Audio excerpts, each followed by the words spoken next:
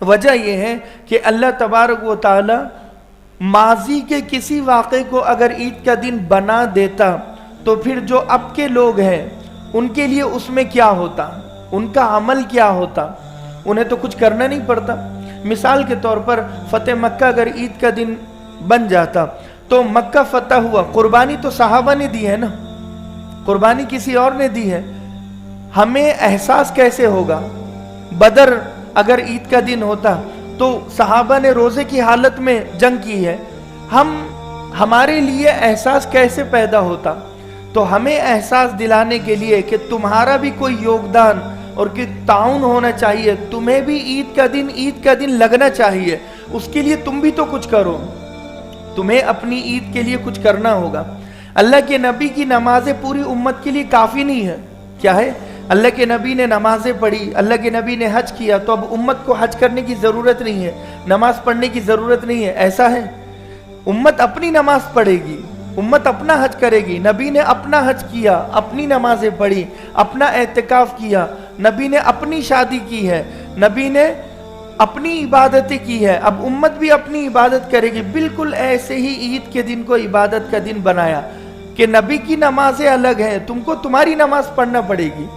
یہودی یہی کہتے تھے، نحن ابناء اللہ و احباؤہ، ہم تو نبیوں کے خاندان سے ہمارا تعلق ہے، ہمیں تو عبادت کرنے کی ضرورت ہی نہیں، ابناء اللہ، ہم اللہ کے بیٹے ہیں۔ وہ حضرت عزیر کو کہتے تھے یہ اللہ کے بیٹے ہیں، عیسائی بھی اللہ کے بیٹے عیسیٰ مسیح کو کہتے تھے۔ تو اب جب اللہ کے بیٹے کے ہم خاندان سے ہیں، یعنی اللہ کے بیٹے کے فالوورز ہیں، اللہ کے بیٹے کو ماننے والے ہیں، تو اب ہمیں پوجا کی ضرورت نہیں، عبادت کی ضرورت نہیں، اب ہمیں عبادت کرنے کی کوئی ضرورت نہیں ہے۔ مثال کے طور پر ایک شخص سی ایم اور پی ایم کا بیٹا ہے، تو وہ اپنے آپ میں یہ سوچتا ہے کہ مجھے ٹریفک رولز فالو کرنے کی ضرورت نہیں ہے، اس لیے کہ میرا باپ سی ایم ہے، میرا باپ پی ایم ہے، تو وہ ہلکے میں لیتا ہے، ٹریفک رولز کو ہلکے میں لیتا ہے، اور لہٰذا گورنمنٹ کے رولز اینڈ ریگولیشن کو ہلکے میں لیتا ہے۔ بالکل یہی یہودی اور عیسائیوں نے کیا۔ یہ حرکت مسلمان نہ کرے، یہ امت محمدیہ نہ کرے، کیونکہ اللہ کے نبی کا مقام تمام انبیاء میں سب سے بلند مرتبے والے آپ ہیں، سب سے بلند مرتبے والے، اور اللہ کی رحمت بے پایا اس امت پر ہے۔ تو کہیں ایسا نہ ہو کہ نبی ہمارے سب سے بلند ہیں، درجے میں سب سے بڑے ہیں، یہ خاتم النبیین ہے، والمرسلین ہے، طٰہٰ ہے، یاسین ہے، مزمل ہے، مدثر ہے، تو کہیں ان کے نام پر یہ لوگ جنت میں نہ چلے جائیں اور کچھ بھی نہ کریں کہ ہم تو خاتم النبیین والمرسلین کے امتی ہیں، ہمیں کیا ضرورت نماز پڑھنے کی؟ نماز کا تحفہ خود اللہ نے دیا ہے اور سلام خود اللہ نے ہم پر بھیجا ہے، تو ہمیں کیا ضرورت حج کرنے کی، روزہ رکھنے کی، اعتکاف کرنے کی؟ نہیں۔ اللہ کے نبی نے اپنی بیٹی سے کہا، فاطمہ تم فاطمہ بنت محمد ہو، یہ مت سمجھنا کہ یہ تمہاری بخشش کے لیے کافی ہے، تمہیں اپنی نمازوں کا حساب دینا ہوگا، اپنی زندگی کا حساب دینا ہوگا۔ تم اس بنیاد پر جنت میں نہیں جاؤ گے کہ تم نبی کی بیٹی ہو، علی تم اس بنیاد پر جنت میں نہیں جاؤ گے کہ نبی کے داماد ہو اور نبی تمہارے استاد بھی ہے۔ صحابہ تو یہ کہہ سکتے تھے کہ ہم نے نبی کو دیکھنا ہمارے لیے کافی ہے، اب ہمیں نماز پڑھنے کی کیا ضرورت؟ جس آنکھ نے نبی کو دیکھا وہ آنکھ دوزخ میں جا سکتی ہے؟ نہیں جا سکتی۔ لیکن پھر بھی صحابہ اکرام نے جنگیں لڑی ہے، نمازیں پڑھی ہے، بھوکا رہے ہیں، پیاسا رہے ہیں، نبی کا ساتھ دیا ہے قدم سے قدم ملا کر۔ یہ بتایا کہ دیکھو نبی کی نماز ہے، لیکن صحابہ کو اپنی نمازیں پڑھنا ہوگی۔ نبی تو عبادت میں کامل اکمل مکمل ہے، لیکن اگر امت نبی کے نام پر کیش کرائے گی، نبی کے نام پر جنت میں جانا چاہے گی، تو پھر قدر و قیمت معلوم ہوگی۔ ارے بھائی بولو نا۔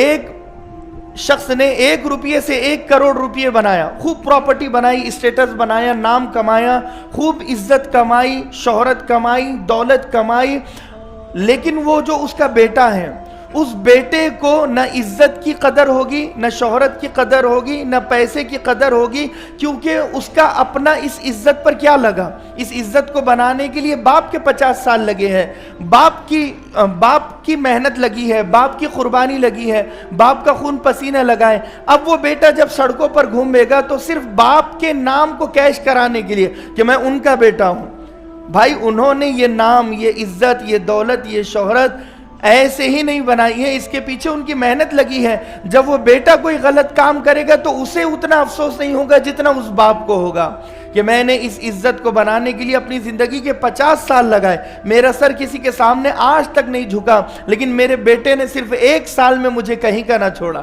صورت دکھانے کے قابل نہ رکھا۔ اسی لیے اس امت کو کہا کہ تم بھی نمازیں پڑھو، تم بھی عبادت کرو، تم بھی عید کا دن مناؤ، تمہارا بھی کچھ لگنا چاہیے، لیکن خدا کی قسم نبی کا ایک روزہ ساری امت کی طرف سے کافی ہو جاتا، نبی کی ایک قربانی پوری امت کی طرف سے کافی ہو جاتی، نبی کی ایک صلاۃ التسبیح پوری امت کے لیے کافی ہو جاتی۔ کیا ضرورت تھی حضرت ابن عباس سے کہنے کی ابن عباس پوری زندگی میں 1 مرتبہ تو ضرور پڑھ لینا، پہلے کہا روز پڑھ لینا، ہفتے میں 1 مرتبہ، مہینے میں 1 مرتبہ، سال میں 1 مرتبہ، پھر کہا زندگی میں 1 مرتبہ پڑھ لینا۔ کیوں کہہ رہے ہیں پڑھ لینا؟ صلو کما رأیتمونی اصلی، کیوں کہا کہ تم ایسے نماز پڑھو جیسے تم مجھے دیکھ رہے ہو؟ اس کا مطلب یہ کہ ہمارا کچھ لگنا چاہیے۔ تو لہٰذا جو دوسرے تہوار منائے جاتے دوسرے مذہب میں تو اس کی کوئی حیثیت نہیں ہے، لیکن ہمارے تہوار عید الفطر یہ 30 روزوں کی برکت سے اللہ نے یہ دن ہمیں دیا، تو ہمیں بھی اس کی قدر ہوگی۔ عید الاضحیٰ 9 ذی الحجہ کو حاجی میدان عرفات میں جمع ہو جاتے ہیں، اور یہ حج کا سب سے بڑا رکن ہے، تو کہا کہ 10 ذی الحجہ کو اب عید مناؤ۔ کیوں؟ کیونکہ 9 ذی الحجہ کو میدان عرفات میں حاجی جمع ہوئے ہیں، اب عید الاضحیٰ کا دن مناؤ، اور جو حج پر نہیں جا سکتے وہ قربانی کرو، خون بہاؤ، اور اب عید کا دن تم مناؤ۔ لہٰذا یہ کہا کہ عید الاضحیٰ میں حضرت ابراہیم علیہ السلام نے، حضرت حاجرہ نے اور حضرت اسماعیل نے، تینوں نے کچھ کیا تو اب تمہیں کچھ کرنے کی ضرورت ہی نہیں ہے۔ حضرت ابراہیم نے قربانی کی، وہ ان کے لیے ہے، لیکن اس امت کو اگر عید الاضحیٰ منانا ہے تو اپنی قربانی کرنا پڑے گی، اپنا صدقہ و خیرات کرنا ہوگا، اپنا حج کرنا ہوگا، ورنہ نبی کا حج سب کے لیے کافی ہو جاتا تھا۔ اور دوسری بات، جب عیدگاہ میں یہ امت جائے گی تو اللہ تبارک و تعالیٰ فرشتوں کو کہتا ہے فخر کرتے ہوئے کہ دیکھو فرشتے، یہ میرے وہ بندے جن کے بارے میں تم کہا کرتے تھے۔ کیا کہا کرتے تھے؟ اَتَجْعَلُ فِيهَا مَن يُفْسِدُ فِيهَا وَيَسْفِكُ الدِّمَاءَ وَنَحْنُ نُسَبِّحُ بِحَمْدِكَ وَنُقَدِّسُ لَكَ، کہ اے اللہ ایسی مخلوق کیوں پیدا کر رہا ہے کہ جو زمین میں فساد مچائے گی، بگاڑ مچائے گی؟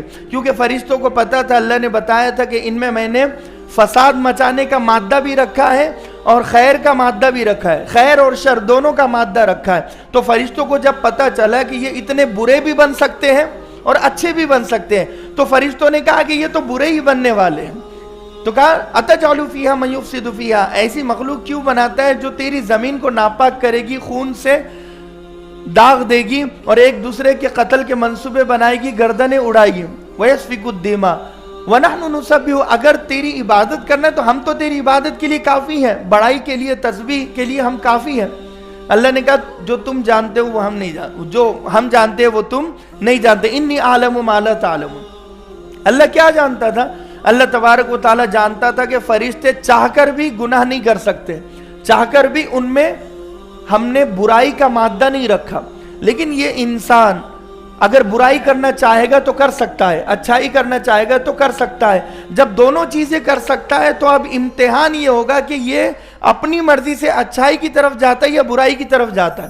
مثال کے طور پر ایک باپ نے 2 چیزیں اپنے چھوٹے بچے کو آزمانے کے لیے رکھی ہے کہ میرا بیٹا کس نظریے کا ہے۔